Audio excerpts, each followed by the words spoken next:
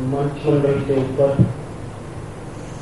सुशोभित और श्रोतागण जितने भी आज जो इंटरनेशनल इंस्टीट्यूट ऑफ सिखिज्म की ओर से मुझे जो सेमिनार शुरू किया उसी के शुरुआत में सहयोग दे रहे सबको वाहिगुरू जी का खालसा वाहिगुरू जी की फतेह। मेरे से पहले बहुत अच्छे अच्छे विद्वान लोगों ने आपको आज के फंक्शन के बारे में बताया और ये विस्मारनाथ संस्था की ओर से 2 रोजा जो सेमिनार चलेगा और उसके भीतर क्या होगा, जैसे यहाँ महाराष्ट्र के भक्त नामदेव और भक्त परमानंद, भक्त लोचन, इनके बारे में चर्चा होगी। और जो मैं गुरु की कृपा से श्री गुरु ग्रंथ साहब जी का अध्ययन करते हुए जैसे मेरे से पहले सामरा साहब जी ने बताया कि 10वें ग्रंथ बारे में भी इस तरह होना चाहिए। इसी के बारे में भी बहुत बड़े लेवल से काम हो जा रहा है। जहां गुरु गोविंद सिंह के पातशाह एक धर्म रक्षक योद्धा है, वहां वो एक स्कॉलर भी है। और गुरु गोविंद सिंह साहब के पातशाह जी ने तकरीबन जितना लिटरेचर लिखा शायद इतना किसी ने लिखा हो। खैर, दूसरी बात, जो गुरु ग्रंथ साहब जी के अध्ययन करते समय, धर्म का अध्ययन करते समय ये संसार के लिए ज्योति जली देखी और उसके रोशनी के भीतर ये शब्द यात्रा का संकल्प। शब्द यात्रा जो है, शब्द किसी भी जात के साथ जुड़ा हुआ नहीं है। शब्द बेजात वस्तु है, आजाद है, स्वतंत्र है। और उसी के साथ जब हम देखते हैं समाज दोषों से जुड़ा हुआ है मनुष्य, एक सिस्टम है और एक इसमें कल्चर है।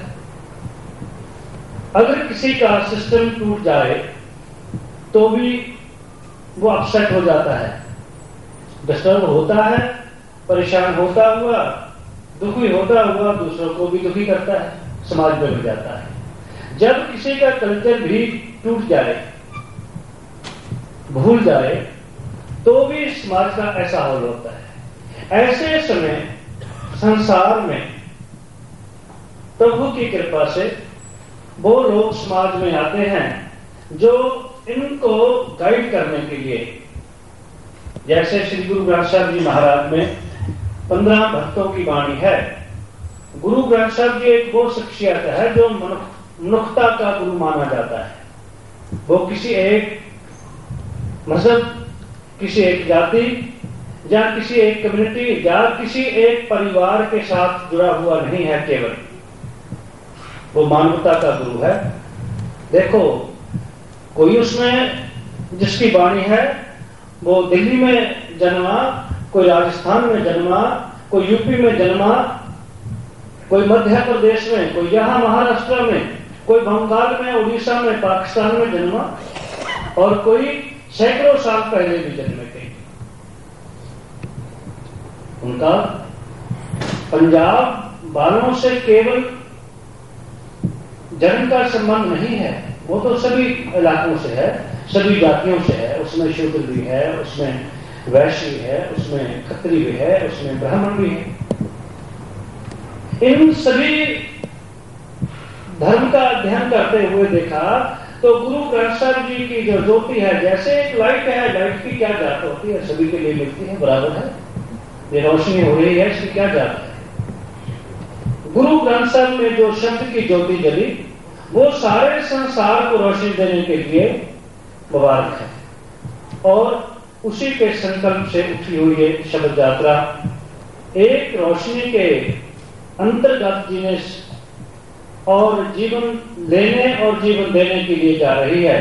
और ये जो भक्त नामदेव जी, भक्त परमानंद, भक्त त्रिलोचन जी, मैं तो ऐसा देखता हूं इनका एक चरण तो पंजाब में है और एक चरण महाराष्ट्र में है। ये तो पुल की न्याय पड़ गए लोग। जैसे पुल का स्वभाव होता है, एक किनारा पंजाब में है पुल का और दूसरा किनारा यहाँ महाराष्ट्र में। इसका मतलब ये हुआ पंजाब और महाराष्ट्र को एक करने की पहले ही तजवीज थी हम लोगों की, एक रखने की पहले ही तजवीज थी। हम लोगों ने किसी भी तरह से नहीं मिल पाए, पहले गुरु कृपा करे हम सब लोग उसी दृष्टि के अंतर जीवन जिएंगे तो बढ़िया समाज सिल सकते हैं और बढ़िया कल्चर सिल सकते हैं अपना, और सिस्टम भी अच्छा हो सकता है। जब तक किसी की कोई मर्यादा ना हो तो भी काम नहीं चलता, जब तक हमारा ये भाईचारा ना हो तो भी काम नहीं चल सकता।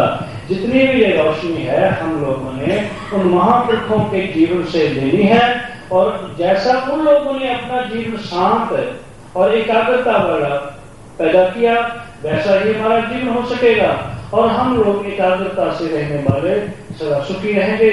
और ईश्वर सत्य अनंत परिपूर्ण सर्वज्ञ ईश्वर के में भी विलीन करने में एक बहुत बड़ा अच्छा साधन हो जाएगा। बस मैं बहुत समय ज्यादा ना लूं क्योंकि समय पहले ही बहुत ज्यादा हो चुका है। कहने को तो बहुत कुछ है, शब्द इतना बड़ा है जिसके बारे में बहुत कुछ कहा जा सकता है। जैसे एक बात, शब्द को यात्रा का जो मतलब है, जो गुरबाणी का मतलब है, जो भक्तों का मतलब है, उसको मैं एक कैरियर समझता हूँ। धर्म के शब्द को एक कैरियर मानता हूँ। कैरियर का स्वभाव है एक जगह से दूसरी जगह जाना, एक जगह से सामान लिया और दूसरी जगह लेकर चला गया। वो शब्द वाक्य क्या है, एक मिनट ध्यान देना। शब्द जो वाक्य है वो एक कैरियर है, एक जगह से इंफॉर्मेशन लेकर दूसरी जगह जाता है। जो मानो मेरे भीतर इंफॉर्मेशन है, मेरे जहन में, मेरे संस्कार में, मेरे माइंड में जो कुछ भी पड़ा है वो आपके पास पहुंचाने के लिए मैंने कोई ना कोई शब्द सृजा, कोई ना कोई शब्द पैदा किया। इसका मतलब ये हुआ जो मैं हमारे अंदर विचारधारा आपके पास पहुंचाने के लिए एक वाक्य शब्द चाहिए, वो शब्द कैरियर था। और कहने का मतलब और थोड़ा सूक्ष्म हो और थोड़ा बारीक होकर शब्द को देखना चाहिए। शब्द की जो साउंड है, आवाज है, शब्द के दो भाग होते हैं, एक वर्णात्मक और दूसरा ध्वन्यात्मक। जो शब्द में साउंड है, जो साउंड में ध्यान लगाते हैं थोड़ा उनको भी अच्छा लगेगा, उस साउंड के भीतर जो वाइब्रेशंस, जैसे मैं जो बोलता हूं इस हॉल में एक वाइब्रेशंस हो रही है, थोड़ा ध्यान से देखें। उस वाइब्रेशंस के भीतर एक तरंग निकल रही है, एक किरण निकल रही है। वो किरण जब एकत्र होती है वो लहर वेव्स का रूप धारण करके वहां पहुंचती है जहां का वो शब्द होता है, वाक होता है। खैर मैं बहुत समय ना लेता हुआ आप सबका धन्यवाद करता हूं। जैसे मैं हजारों मील से यहाँ आया एक काम करने के लिए, एक मनोरथ लेकर, जो कि गुरु ग्रंथ साहब ने समूची मानवता के लिए दिया। और गुरु ग्रंथ साहब में सारे भगत और 6 गुरु साहिबान की वाणी है, 15 भक्तों की वाणी है, 4 गुरसिखों की वाणी है और 11 भट्टों की वाणी है। इन सब की तरफ से कह रहा हूं, जो गुरु ग्रंथ साहब जी का मैसेज है वो सारे संसार में पहुंचना चाहिए और सारा संसार एकाग्र होकर सुखी हो सकता है और दूसरों को भी सुख प्रदान करेगा। और उसकी दृष्टि के भीतर जीने से लोक और परलोक सवारा जा सकता है और उस जो सर्वशक्तिमान ईश्वर है उसके भीतर विलीन करने का साधन मिल सकता है। और मैं आप सभी का धन्यवाद करता हूं जिन लोगों ने हमारे को सहयोग दिया।